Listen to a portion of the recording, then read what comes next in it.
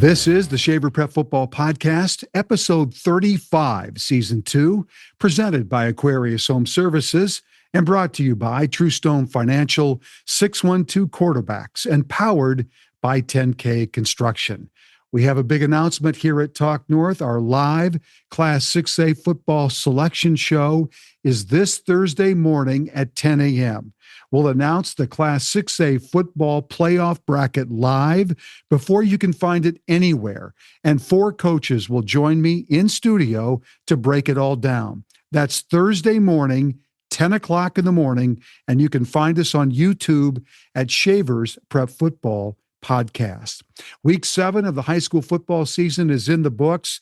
A quick turnaround now. Of course, MEA Wednesday is the final night of the regular season on October 15th. A couple of big notes from last week. Big wins. Thursday night, October 9th, Monticello knocked off the defending 5A champions, Elk River, 22-14. And on Friday night, a couple of big wins in Class 6A. Mounds View upset Forest Lake, 28-23. And Edina beat Minnetonka to hand the Skippers their first loss of the year. Final was 27-20. Our Talk North Walk the Talk winner this week is Ogilvie senior running back Kaden Felde. Last Friday, Kaden rushed for 215 yards on 26 carries and 5 touchdowns in an upset of undefeated Mille Lacs, 46-20 in 9-player football. Quite the performance. Well, Kaden is here now. Big win on Friday night, 46-20 over Mille Lacs, a previously undefeated football team. Thanks for doing this. Homecoming weekend too, right? This was a homecoming game. Hey, nothing better than to have your best game of the season on homecoming night, right? No, it's a great feeling. Yeah, tell me about the game. What was working for you that allowed you to have the success that you had? I think we were so prepared in the week before, and we knew exactly what plays to run and what's going to work. And all of our team was so ready and determined to win this game, and it meant a lot to us. So tell me about your offense. What kind of offense do you run, and how do they feature you in this offense? We run a lot of split backs with me and Brody Smith in the backfield, and it's nice to have both of us because we're such good backs that they can't just key on one person. Our whole team is a threat, so they can't just key on one person. So just to confirm, 26 carries, 215 yards, 5 touchdowns. Yep. Best game of the season thus far. Full game too, right? Because, I mean, Mille Lacs, good football team. Yep. Is there a certain play that when it's called in the huddle, you know, all right, this is going to be good? Was there a play on Friday that every time it was called, it worked? I just like lead plays. I know our lead backs are so good at blowing up the linebackers. It's just so fun to see that hole open up. How would you describe yourself as a running back, Kaden? What do you think makes you good? I think I'm just very fast and quick on my feet, and I'm hard to bring down. You know, your offensive line obviously needs some credit here, so I'm going to give you a chance to give the props. Why don't you name your offensive linemen? Give them some love here this morning because they did a great job to allow you to have the success that you had. Yeah, Johnny Hoffman. He usually lines up at tight end. He blocks. He's a good blocker, and he got hurt last game actually, and we had some replacements. Brody Magard came in, did a great job replacing him, and Austin Hergis. He's one of our guards, and he stepped up this year. Big step up this year. He's working in the off season and put in the effort. Landon Hatfield, he played last year. He did a great job last year. He's been really good this year. Carter Magard, he's outstanding. He's such a good blocker, such a good lead blocker. He's great. And it's just, our line is good. It's crazy. Well, you go over 1,000 yards for the season with this game on Friday. And now you get Sabika on Wednesday. So it's a quick turnaround for a player that carries the ball as much as you have so far this year, over 100 times. What does the short rest feel like? What do you do in the next few days to kind of not only get yourself ready for Sabika, but also try to get some rest because the playoffs are right around the corner too? Yep. I mean, after games, I like to get on my feet. I like to move. I don't do much sitting around. I work my muscles out and maybe get a couple chiropractor appointments. And yeah, just work my muscles out, get them loose again. How big is this game on Wednesday with Sabika? You guys are 5-2. You're having a real nice season. What does this game mean on Wednesday? This game means a lot. We got to take them down to get a better seed for playoffs, and I think we can do it. And if we play like we did yesterday, we'll do great. So in your section, and I don't have it right here in front of me, but in your section, where do you guys fall, and who are the teams that you have to get past in order to get to state? I think we're sitting at about number 3 in our section, and Bertha Hewitt and Cromwell Wright, they're sitting ahead of us right now. And those are the only teams that have beaten you so far this year. Yep. Both those, well, the Cromwell Wright game was a little bit more lopsided than the other one, but as you look ahead, I mean, are you guys in a good place? Are you healthy? Do you feel like you're kind of hitting on all cylinders as you get into Wednesday and then into the postseason? Yeah, we're probably the most healthy we've been all year. Johnny Hoffman going down hurts us a little bit, but we find replacements. We have depth, and we know how to replace them. Well, congratulations, Kaden Felde, 26 carries, 215 yards, 5 touchdowns. That's now 19 touchdowns on the season for you. What a great game. What a great way to celebrate homecoming. Congratulations and good luck on Wednesday. Thank you. You bet. So now we turn our sights to Wednesday night, the regular season finale in Minnesota high school football. And who better to help me set the stage than Strib Varsity senior reporter Jim Paulsen. All right, the man is here, Jim Paulsen. He's got his pulse on high school football in Minnesota. Wednesday night, things have kind of we're kind of there, right? The end of the regular season. It's amazing how fast the high school football season in Minnesota goes. Jim, there's 4 matchups that I've kind of circled on Wednesday night. And let's start with Minnetonka Maple Grove. Did Minnetonka look past Edina in losing that game on Friday? No, I don't know if I want to say they looked past Edina. I think it might have been just as much the fact that they're depending on Caleb Francois a lot. And since their quarterback went down, Caden Gutzmer went down, that they're asking a lot of Caleb Francois. And, he just can't carry the entire team all season long. And I've been thinking that Minnetonka or Edina is a team it's ready to break out all season long. It's a team that's far better than the record is. And so I was not surprised at all to see Edina win that game. Well, say I was not surprised is not accurate. I was a little surprised because Minnetonka's been able to find a way. Yep. And Minnetonka's defense with Matt Lombardi there has been fantastic, even though they're kind of young at this point. But I think I wasn't that surprised that it happened. I know that Francois threw a couple of interceptions. So how do you look at the game on Wednesday then? How does it look to you? I think I've thought all year long that Maple Grove looks like the better of the 2 teams. But when a team is motivated, like Minnetonka is, plus they lost in the state championship game to Maple Grove. They lost to Maple Grove twice last year. The first time they played them, they had a lead in that game. I would think that Minnetonka is a team that's going to show up and play very well. And Maple Grove, as well as good as they've been, particularly in the second half, they haven't been world beaters at this point. So I wouldn't be surprised at all to see Minnetonka pull this one out, particularly coming off a loss. That just adds that little extra bit of motivation for them. Matamidi St. Thomas Academy. This is in the East Metro. It's a 6:00 game on Wednesday. Both are undefeated. How do you look at this game? St. Thomas just feels like they are taking care of business this year.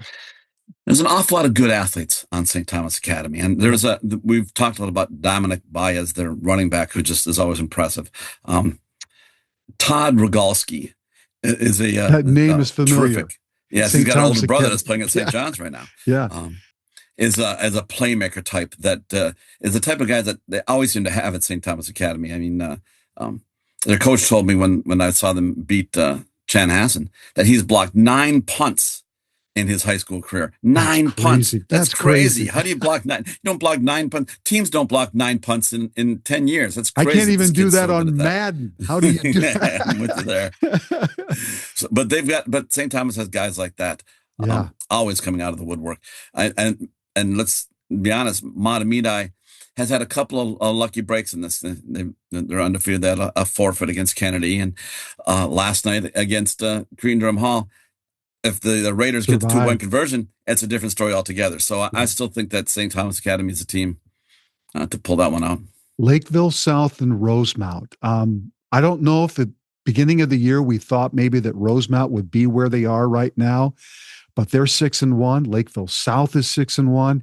This is a big game in the South Metro on Wednesday. Yeah, I don't think anybody saw that at the start of the year, but you don't ever underestimate Jeff Erdman at Rosemount. He's got his team playing very well. And Lakeville South with Nick Swanson is playing very well. I think Nick Swanson scored the game-winning touchdown in the final minute last night for against Prior Lake. Lakeville South that beat Prior Lake. So that's another team that squeaked one out when they had to. And but with Rosemount, they play the style that they've always played. They play that the power of one, I think is what Jeff Erdman calls them. They play like a team. They hit hard. They play defense. And, generally they try not to beat themselves. And that's a recipe for success. Dawson Boyd, Minneota. The last time Minneota lost a football game, it was Dawson Boyd that beat them 40 games ago because the winning streak's now at 40. Can anybody even hang with Minneota, or are we talking about a four-peat for this football team? Yeah, I think it might be the latter. I mean, I'm not going to ever say it can't happen. These are high school kids, by the way. Right. And I know that Dawson Boyd's not that far away. There's a rivalry there. And so they would love to be the team to take down Minneota. And Minneota showed that they were a little bit vulnerable earlier in the season when they only beat Eden Valley Watkins by a single touchdown. Still scored 37 points in that game, however. Yeah. But right now, Minneota is just playing like a machine. I think they scored more than 60 points 3 straight games. Well, they scored against Yellow Medicine East last night, 75 points, I think it was. So that's just crazy. I mean, Minneota is just hitting on all cylinders right now, and they know how to win games. And like I said in the past, I think one of the things about Minneota is opponents go in thinking they're going to get beat. They have they're beaten already when the game starts because they know that this is Minneota. How are they going to handle this team? And I think that's half the battle. Those are 4 of the big matchups that are on Wednesday. Talk a little bit about Class 4A because Byron survives against Stewartville on a touchdown with a second left in the game to win that game 29-26. And I'm looking at 4A. You put the rankings together for all of us. We all vote for the AP rankings, but you put it all together. And I really, honestly, if Byron had lost last night, I don't know. Maybe Marshall is the clear. I don't know if there's a clear favorite in 4A. What do you think? Because of all the classes, and maybe 3A you can say is a little muddled too, but I think of all the classes right now, 4A just seems to be, I'm not really sure what to think. I'm with you on that one as well. But I still think Byron is probably the class of the class. Marshall, they had their tough game when they hosted Orono last week, and they pulled that one out. But, being their Marshall in the southwest corner of the state, we don't get to hear or see a lot of Marshall, so we don't exactly know what they are. And they've had good records in the past, and they get up to play teams from the Metro and bigger teams, and they haven't been able to come through. But this year, it seems like Marshall does have a recipe, and they are probably the second best team in Class 4A. But Byron survived it last night. Wow, crazy. Against Stewartville. And it wasn't a Hail Mary pass either. No. It was just a deep in, and the guy turned around, just outran the defense. And read the whole defense. And you can see on the sidelines in the video, all the Stewartville coaches on the sidelines had their hands on their heads like, I can't believe that happened. We had this game won. And suddenly it's over. But that's what teams do when they win. And they've still got one of the best players in the state in running back Carson Heimer. So anytime a team's got a player like that, I think that gives them a chance to run the table. And so I would say that Byron's still the class in Class 4A. And it's not that cut and dried. And here's the sad truth, and your rankings show it. 3 of the 4 top teams in 4A are all in the same section. So only one team's going to get out. Byron, Casson, and Stewartville have to all play each other just to get to state. It almost seems unfair, but it is. I mean, that's Southeast Minnesota football too. It's just that good. And that's the type of thing that the high school league has struggled with for years at different levels of sport. You see it in basketball as well, in hockey, where some classes or some sections are so stacked and others really aren't. And that's kind of the regionality that the high school league strives for. But you're right about this one in Class 4A.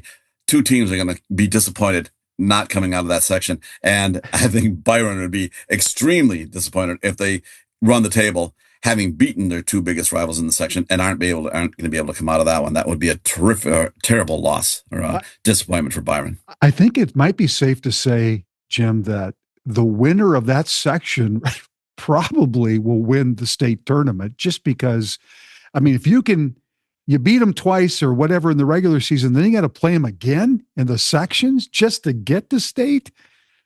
I mean, wow, it's crazy. They're playing really good football down in Southeast Minnesota, and we've known that for a long time. And it's not just that class; it's 2A, it's 3A. Yeah, it's loaded. Last question. You always do at the end of the season. You do your all Minnesota football team, and you pick a player of the year. If you were to look at 3 guys right now across the state that you are thinking about in your head could be players of the year, who would those 3 guys be and why? Well, the leader early on, and even to this weekend, was Caleb Francois at Minnetonka, because he had done so much for that team running and now taking over as quarterback. I was leaning towards him.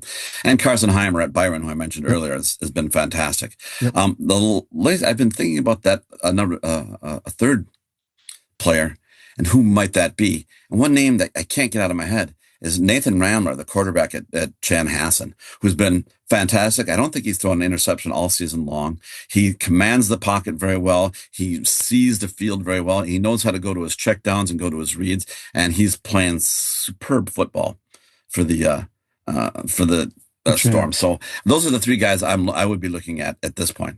Do you have another name that you want to throw out there? Well, I mean, I think you and I have talked about Martin Sleen at Hermantown. He's having a nice year. I think you could look at Parker Keene, the quarterback at Springfield. He seems to be having another nice year. There are guys out there, and it's, you have the impossible task, because it's now no longer the metro that you're looking at. It's the entire state. And you're one person. You can't get everywhere. You can't find all of those hidden nuggets, but they're out there, right? And there's some players that are having some good season. You're going to have a tough choice to make for your all-state team. There's just no doubt about it. Oh, I agree with you there. But the funny thing is, it's kind of both frustrating, because that there's so many players out there, and also kind of fun to do it as well, because it's great when you come across a kid and say, this kid belongs. I haven't written about him all year long, and now there's a chance to maybe give him a little bit of recognition. I did a little piece a couple of weeks ago on 15 players who've been playing under the radar. I read that, there's a running back out at Breckenridge, who nobody had talked about, but he's been having a terrific year. And when he made that list, his mom reached out and contacted us, said, "Thank you so much," and they're recognizing my son, because they never get publicity out there. And so I really love it when you come across a kid from greater Minnesota, or somebody in the metro that hasn't gotten the publicity they deserve, and get a chance to recognize what he's doing well. That's one of the things I love the most about this job.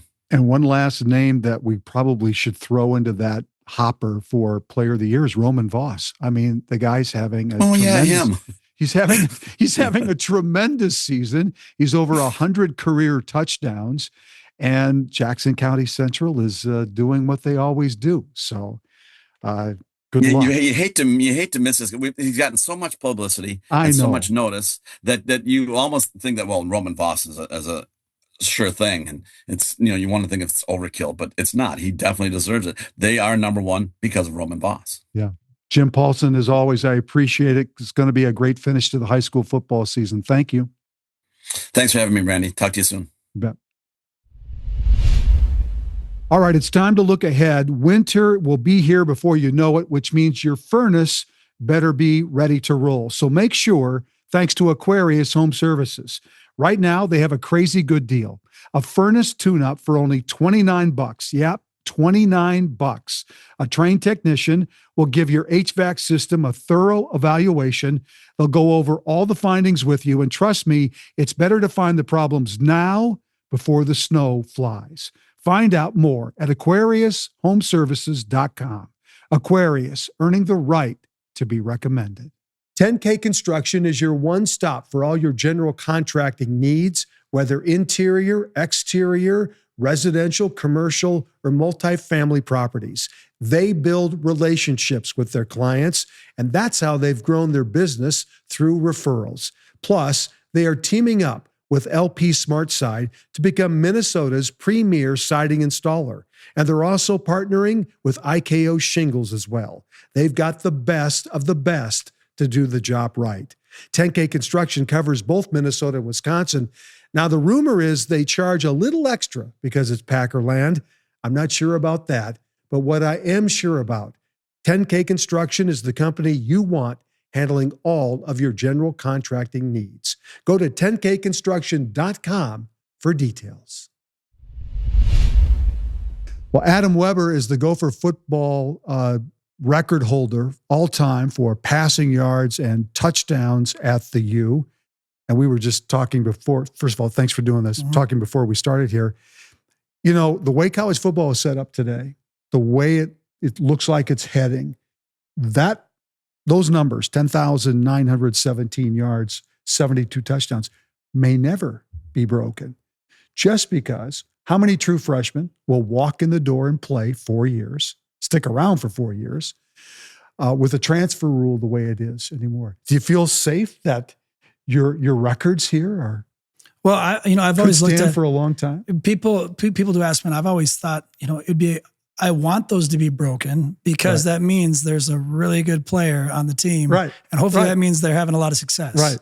So I do hope they are, but I know there's a lot to it. Not only is it the longevity, but you have to remain healthy. Yeah. The system has to make sense. There's, like you said, there's a lot of factors that play into it. So we'll see. For you, it was like the perfect storm. Everything just fell into place. Well, yeah, I guess so. Unfortunately, we were probably playing behind a lot, So that is true. Yeah. So I'm always, these records are, again, it's nice to have your name there. Something I potentially could show my children when I get older, but it's also, there's a yin and yang to it. Yeah. There's a reason why those numbers are so high. Yeah. And another reason why is you had an Eric Decker to throw to. Yep. Very talented players. You guys, you guys though had the chemistry really from the beginning. Would you say? Yeah. What made him so good that helped you be so good? He was a hard worker. I mean, his size, and it was something that you don't realize until then. He gets drafted, and then even when I went to the NFL, and you realize that they don't make a lot of wide receivers like that. At 6'3", 220 pounds. Yeah. Most of them were smaller than that. So I didn't realize how probably big and over like what the matchup or mismatch was like against DBs. But yeah, his size, his speed, and then he's a competitor. He wanted the ball, and I knew that if I threw the ball his way, he was going to come down with it, or he was going to make sure that the DB didn't come down with it. Did you have that unspoken connection as you lined up for a play or whatever you call a play? Did you have that with him where you could just give him a look, or he gave you a look and you knew what it meant? Yeah. I mean, there's a handful of times in games that happened. One in particular, I can remember against Wisconsin at home. We're in probably the 5 or 10 yard line, and it was some type of run play called, and I just looked over and it was matched up 1-on-1. It was like, well, I mean, forget the run play. Let's just go throw it over to him. Who called the play that you changed? Well, no, I didn't even tell anybody. I just kind of looked at Eric, and he kind of looked at each other. Okay, gotcha. So, it was one of those. So yes, do we have chemistry there? Yes, 100%. And that happened a few times where it was just, I knew the ball would be up quick enough that I didn't have to change protection or tell anybody else. Yeah. I just had to, put the ball up quick enough, and I knew he would come down with it. Or of all things, like I said, it'd be an incomplete pass and we'd be okay. So I interviewed Dom Barber, and Dom, of course, is part of the great Barber family, the legacy, probably the first family of Gopher football, really. Mm-hmm. Marion Barber Jr., Marion the Third, Dom, and Thomas. But your dad played for the Gophers. So there's a lot of former players like you whose fathers played for the Gophers. Yeah. Was it just a given that that's where you wanted to end up? What do you remember about that time? Well, I mean, I remember vividly growing up and being an avid Gopher fan. Okay. And going to games, going to the Metrodome. My dad took me to Memorial Stadium before they knocked it down. I mean, I was 3 or 4 years old, but faint memories there. So no, I mean, I did the due diligence. Yep. I looked at all this. I knew I wanted to play in the Big Ten. Yep. And it was very close. When it came down to it, I was very close going to Wisconsin. But when I made the decision, it was exactly that. It was, I felt like I would be turning my back on the state of Minnesota, and I didn't want to do that. Yeah. There's a lot of players today who probably don't have that same feeling as you because the opportunities are there. Certainly the landscape has changed so much in college football because there's money now involved in it too, which obviously has changed everything. You played high school football at Mounds View, Jim Galvin. What was that like? What was he like as a head coach, and how much freedom did he give you to be who you ended up being as quarterback? Coach Galvin's great. I still see him. He's now the athletic director at Mounds View. So I'm up there occasionally throughout the year, whether I'm running a camp or doing something. Yeah. So I run into him a handful of times. It's always great to reconnect.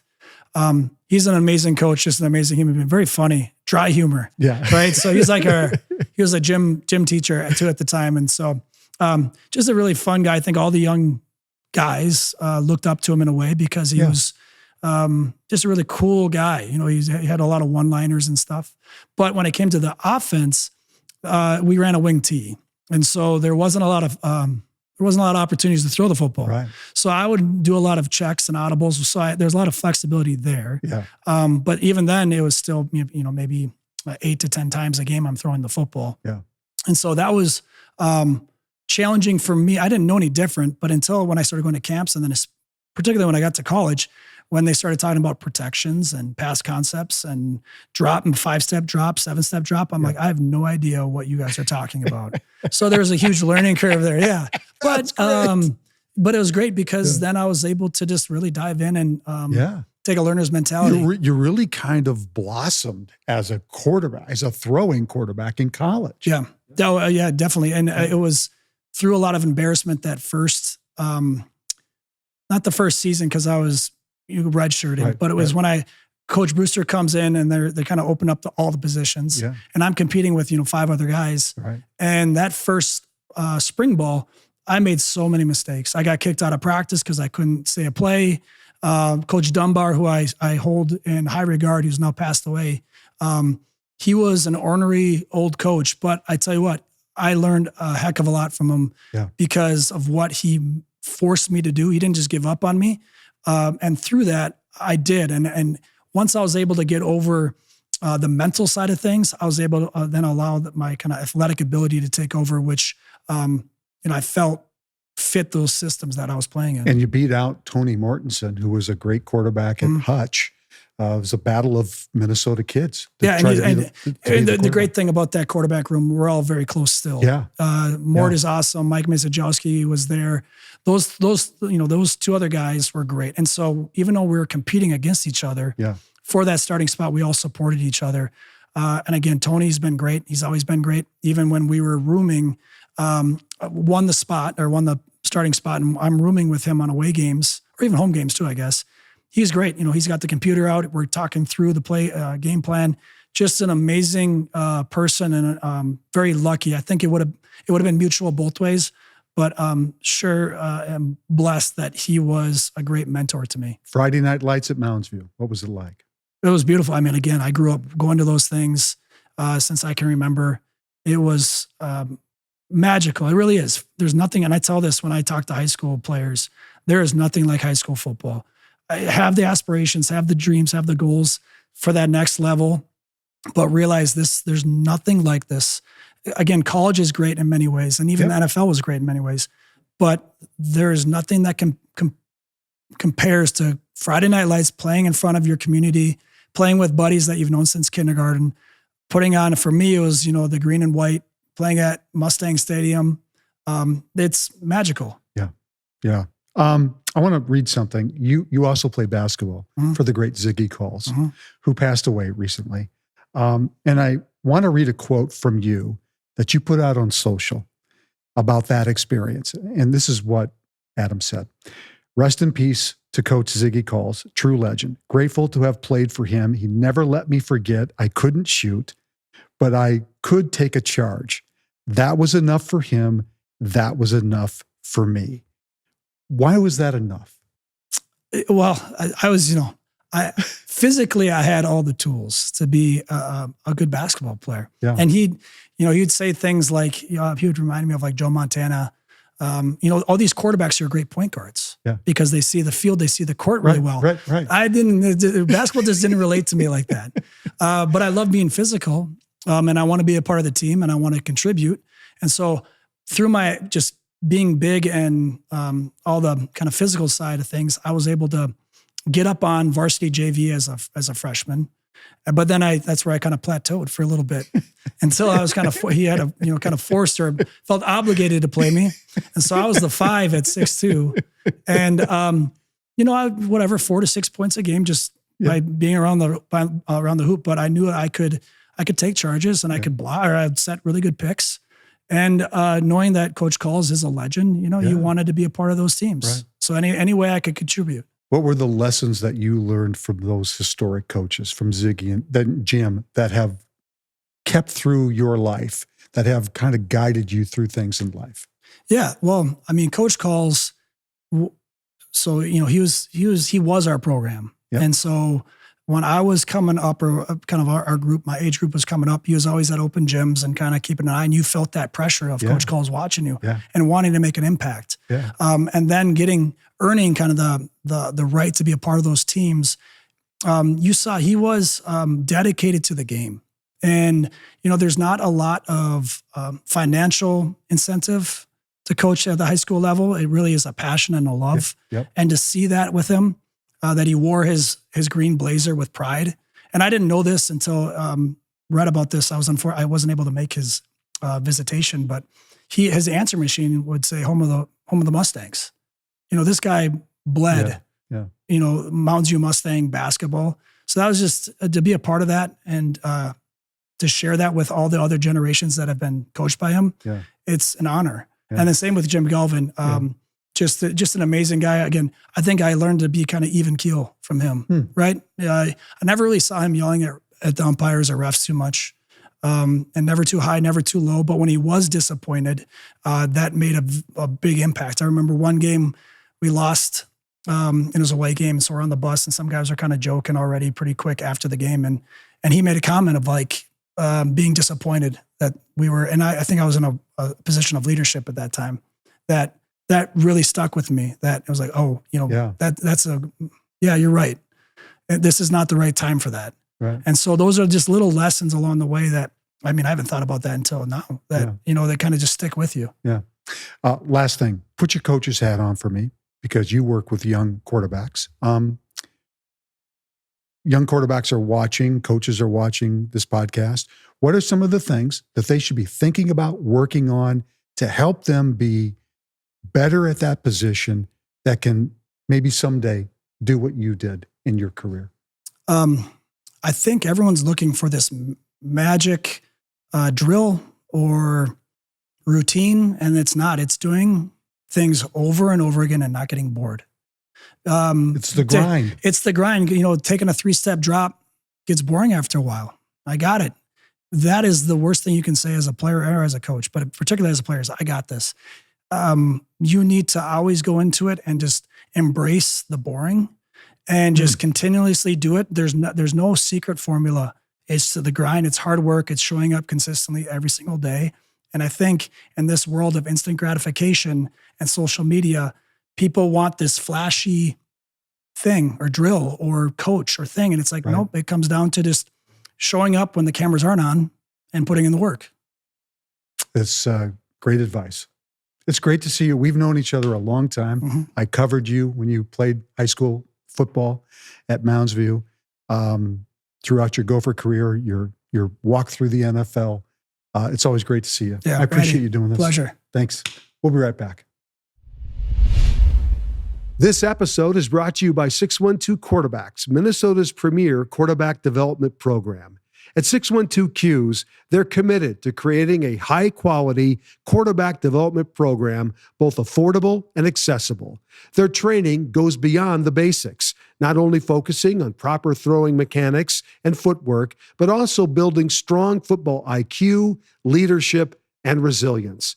Their mission is to educate, inspire, and challenge athletes to raise their standards on the field and in life. Through training and mentorship, they're building more than quarterbacks. They're building a community rooted in growth, accountability, and shared success. Learn more today at 612quarterbacks.com. These days, you can get a checking account, a credit card, or a mortgage just about anywhere.